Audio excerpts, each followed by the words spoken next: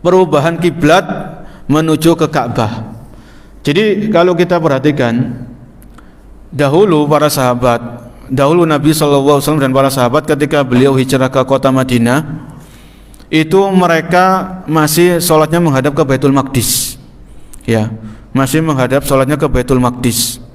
Ya, waktu itu ketika Nabi SAW masih di Mekah, itu beliau sholatnya menghadap ke Ka'bah, karena Ka'bah ini kalau di kota Mekah itu searah dengan Baitul Maqdis, searah. Kemudian ketika beliau hijrah ke kota Madinah, ini ketika Nabi menghadap ke Baitul Maqdis, itu beliau membelakangi Ka'bah.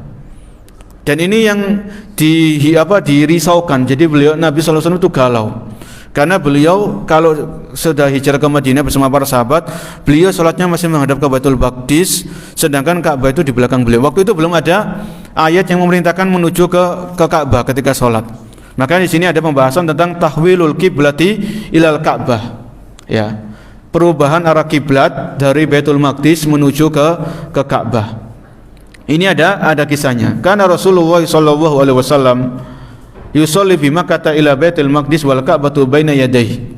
Ketika Nabi itu masih di kota Mekah dan beliau sholatnya menghadap ke Baitul Maqdis, ya, itu Ka'bah itu ada di hadapan beliau, jadi satu arah.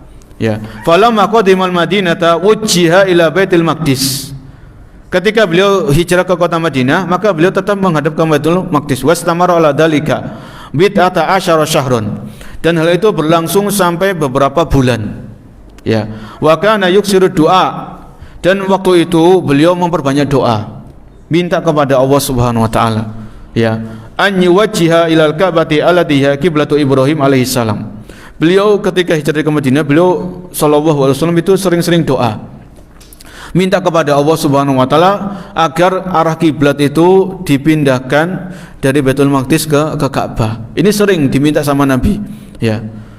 Kemudian wa kharaja Rasulullah sallallahu alaihi wasallam zairan Umma Bashar bin Barra ibn Ma'rur fi Bani Salamah bi kasri Bani Silamah fa sanat lahu ta'aman wa hana salatu dhuhr. Kemudian suatu saat Nabi keluar, ya, Nabi keluar ke perkampungan Bani Salamah, ya, atau Bani Silmah.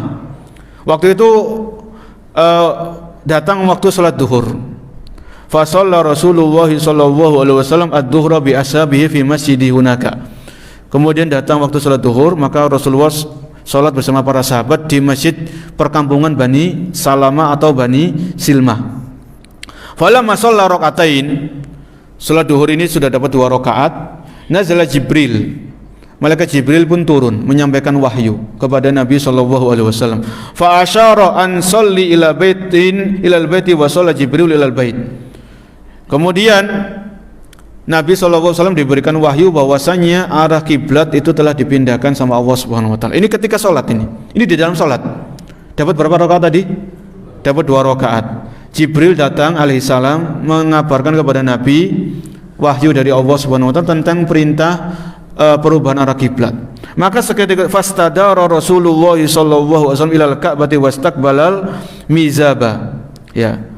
Kemudian Rasulullah ketika itu pula langsung beliau berbalik arah bersama para sahabat diikuti, ya. Yang awalnya menuju ke Baitul Maqdis merubah arah, karena Baitul Maqdis ini kalau Rasulullah menghadap ke Baitul Maqdis, Ka'bah itu berada di belakang. Maka beliau berbalik. Ya, beliau berbalik langsung menghadap ke arah Ka'bah. Kemudian disebutkan fasummiya dalikal masjidul qiblatain. Maka masjid yang digunakan oleh Nabi untuk sholat duhur, yang di situ turun wahyu perubahan arah kiblat, ini dinamakan dengan Masjid Qiblatain, ya, Masjidul Qiblatain ini. Fa kharaja Abbad ibn Bashar radhiyallahu anhu wa kana sallama Rasulillah sallallahu alaihi wasallam fa mara ala qaumin minal ansar bi Bani Harisah wa hum raqi'un fi sholatil asr. Ya, kemudian ada sahabat tadi yang ikut sholat bersama Nabi sholat duhur, ya. Selesai sholat duhur, maka sahabat ini pulang ke kampungnya. Ketika lewat, mungkin agak jauh, akhirnya sahabat tadi namanya Abbad bin Bishr. Ketika itu Abbad Bishrin melewati orang-orang yang sedang sholat asar, ya. Beliau waktu itu mungkin safar, beliau bisa jadi jamak qasar atau semisalnya, maka beliau melewati orang sedang sholat asar, Ya. Wa hum raqi'una fi sholati waqala. Maka Abbad bin Bishr mengatakan asyhadu billah au ushidu billah laqad sholaitu ma'a Rasulillah qibalal baiti fastadaru. Jadi waktu itu salat duhur, Nabi dapat wahyu disampaikan oleh malaikat Jibril tentang perubahan arah kiblat. Nabi langsung menghadap ke arah kiblat, menghadap ke Ka'bah. Nah, waktu itu kan berita ini belum sampai kepada seluruh kaum muslimin yang ada di kota Madinah. Ya, beda dengan zaman kita, kalau ada berita langsung viral gitu ya, langsung di-share. Ini nggak ada, waktu itu nggak ada. Jadi sebagian kaum muslimin belum tahu apa tentang perubahan arah kiblat, belum tahu. Akhirnya apa? Waktu itu ada kaum muslimin yang sholat asar masih menghadap ke Baitul Maqdis.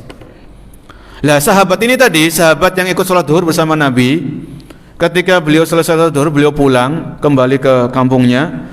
Dan ada sahabat ini melihat kaum muslimin yang masih menghadap ke Baitul Maqdis. Maka sahabat ini berkata, "Ushidu billah, aku bersaksi dengan nama Allah Subhanahu wa taala, sungguh aku telah salat bersama Nabi menuju ke Ka'bah." Maka kaum muslimin yang salat asar tadi, mereka langsung merubah ke arah Ka'bah. Ya, kiblatnya langsung menuju ke arah Ka'bah. Ini tadi berkaitan dengan perubahan arah kiblat dari Baitul Maqdis menuju ke Ka'bah. Kemudian di sini Al-Imam Ibnu Hajar yang mensyarah Sahih Bukhari, beliau mengatakan wa tahqiq anna awwala salatin shallaha fi Bani Silma lamma mata Bishr bin al-Barra bin Ma'rur ad-Duhru wa awwala salatin shallaha bil Masjidin Nabawi al-Asr. Ya. Jadi salat yang di situ Nabi menghadap ke kiblat adalah salat duhur. Ini salat yang pertama kali beliau menghadap ke Ka'bah setelah ke Baitul Maqdis. Kemudian Nabi SAW pulang dan beliau sholat di Masjid Nabawi. Sholat yang pertama kali beliau lakukan di Masjid Nabawi yang menghadap ke arah Ka'bah adalah sholat apa? Sholat asar. Ya, ini bersama para sahabat. Ini tadi kisah tentang perubahan arah kiblat. Pelajaran apa yang bisa kita petik? Al-Imam Ibnu Qayyim mengatakan di antara pelajaran-pelajaran wa kana lillahi fi ja'lil qiblati ila Baitul Maqdis summa tahwiluha ila al-qiblati hikamun 'azimah. Ya, ada banyak sekali hikmah ketika Allah Subhanahu wa taala mengabulkan doa Nabi supaya kiblat itu dirubah dari Baitul Maqdis ke arah Ka'bah. Itu ada banyak hikmahnya. Sebelumnya orang-orang Yahudi itu mencemooh Nabi sallallahu alaihi wasallam. Orang-orang Yahudi itu enggak senang ketika kaum muslimin itu sholat menuju Baitul Maqdis. Kan di kota Madinah kan banyak orang Yahudi kan, sebagaimana yang kita bahas di pertemuan-pertemuan yang lalu. Jadi di kota Madinah banyak orang Yahudi. Kemudian orang-orang Yahudi ini ketika melihat kaum muslimin kok sholat menuju Baitul Maqdis, maka orang-orang Yahudi ini enggak senang. Bagaimana umat Islam ini? Mereka enggak mengikuti agama kita, tapi kiblatnya sama-sama kita. Itu perkataan orang Yahudi. Ya, itu kedengaran sama Nabi SAW, itu dengar. Akhirnya Nabi berdoa sama Allah Subhanahu wa taala, minta agar kiblat ini dirubah, tidak lagi menuju Baitul Maqdis. Ya. Makanya kemudian selang beberapa bulan Allah kabulkan doanya Nabi SAW. Maka dalam perubahan arah kiblat ini ada semacam ujian. Ya. Mihnal muslimin wal musyrikin wal yahud wal munafikin. Ini ujian bagi orang-orang kaum muslimin, ujian bagi orang-orang musyrik, jadi ujian bagi orang Yahudi dan orang munafik. Adapun orang-orang yang Islam, orang yang beriman, ketika terjadi perubahan arah kiblat, mereka mengucapkan amanna bihi kullun min indi rabbina, atau sami'na wa ata'na. Kami dengar dan kami taat. Nabi SAW ketika sholat duhur, kemudian beliau merubah arah kiblatnya dari Baitul Maqdis ke arah Ka'bah, para sahabat langsung ikut. Para sahabat itu enggak nanya-nanya, loh ini kok berubah, enggak ada yang nanya, langsung ikut. Ya, ini menunjukkan bagaimana ketaatan dahulu para sahabat itu kepada Nabi SAW. Tidak banyak tanya. Ya, sami'na wa ata'na, kami dengar dan kami taat. Ya, adapun orang di sini wahumul ladina hadallah wa lam takun kabiratan alaihim wa amal musyrikun. Adapun orang yang masih musyrik, ya, kama raja ila qiblatuna yushiku an yarja ila dinina. Ya, orang-orang musyrik yang menyembah patung dan berhala, itu mereka mengatakan, ini lihat umat Islam ini, mereka sekarang sholatnya menuju ke Ka'bah. Ya, seperti kita. Jadi orang musyrik itu kan kalau mereka menyembah berhala kan berhalanya di atas Ka'bah. Waktu itu kan di atas Ka'bah banyak berhala. Ya, lihat umat Islam sekarang. Ini sampai ini kabar kepada orang-orang musyrik di kota Mekah. Ya, sekarang orang Islam sholatnya menuju ke Ka'bah. Ya, jangan-jangan nanti mereka kembali kepada agama kita, yaitu kembali kepada menyembah berhala. Ini ucapan orang-orang musyrik. Ya, wa ma raja ilaiha illa annaha al-haq. Wa amal yahud. Ya. Adapun orang Yahudi mengatakan khalafa qiblatul anbiya qablahu walau kana nabiyyan kana yusolli ila qiblatil anbiya. Bagaimana umat Islam ini? Mereka menyelisihi kiblatnya para nabi. Para nabi dulu kalau sholat itu ke Baitul Maqdis. Sekarang umat Islam menuju ke Ka'bah. Ini ucapan orang Yahudi biasa seperti itu. Wa amal munafiqun. Ada orang-orang munafik berkata bahwa ma yadri Muhammad aina yatawajjah. In kanatil ula haqqan kan faqataraka wa in kana saniyati wal haqq faqatana ala batil. Ini ucapan orang munafik seperti itu, menggembos-gembosi.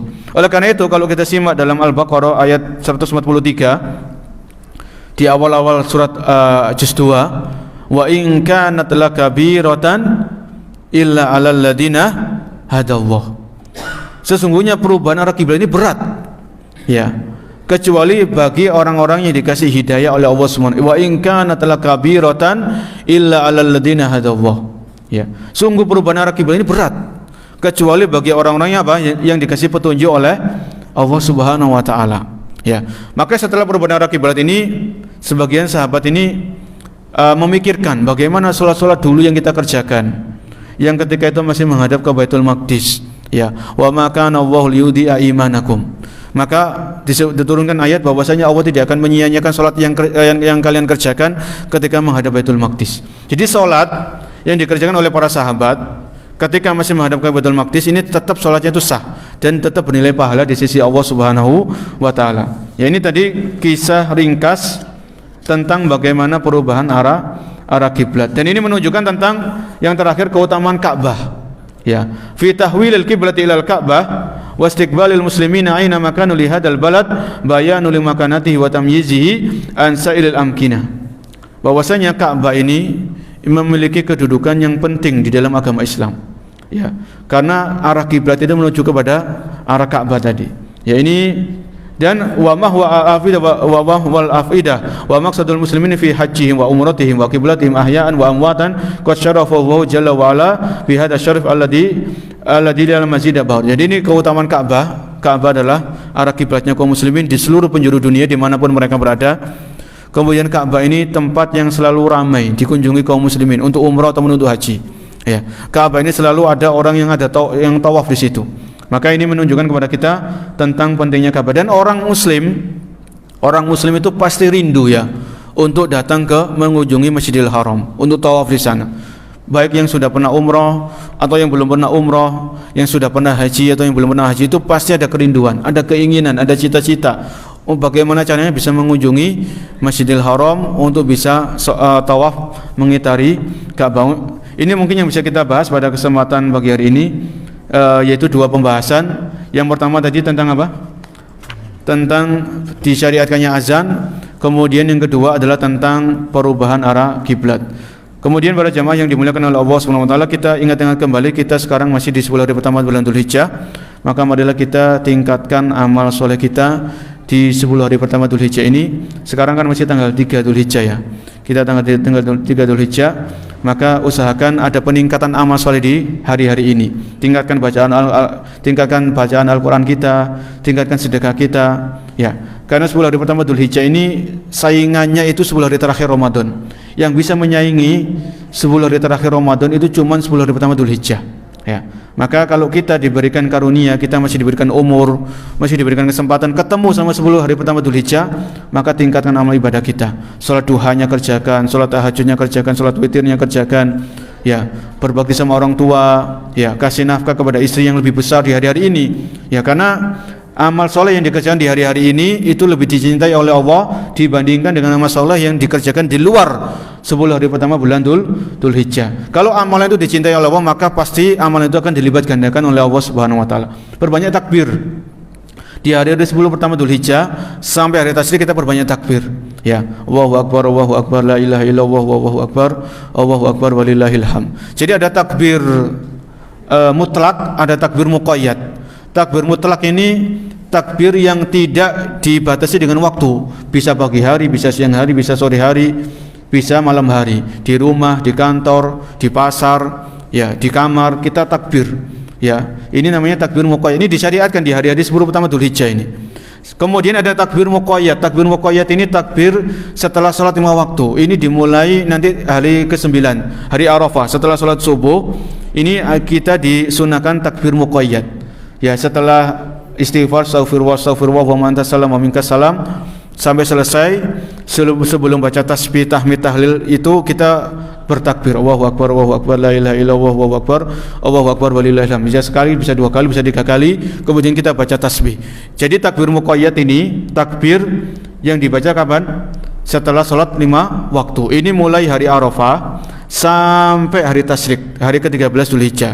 Setelah sampai salat asar di tanggal 13 Dzulhijjah. Setelah masuk waktu maghrib, masuk tanggal 14 sudah tidak lagi disunahkan untuk bertakbir. Ini mungkin yang bisa saya sampaikan. Semoga Allah memberikan taufik, memberikan pertolongan, memberikan kemudahan kepada kita semuanya untuk meningkatkan amal soleh di hari-hari istimewa ini, di hari-hari spesial 10 pertama Dzulhijjah. Kurang lebihnya saya mohon maaf. Kita akhiri, subhanakallah wa bihamdika asyhadu an la ilaha illa anta astaghfiruka wa atubu ilaik. Wassalamualaikum warahmatullahi wabarakatuh.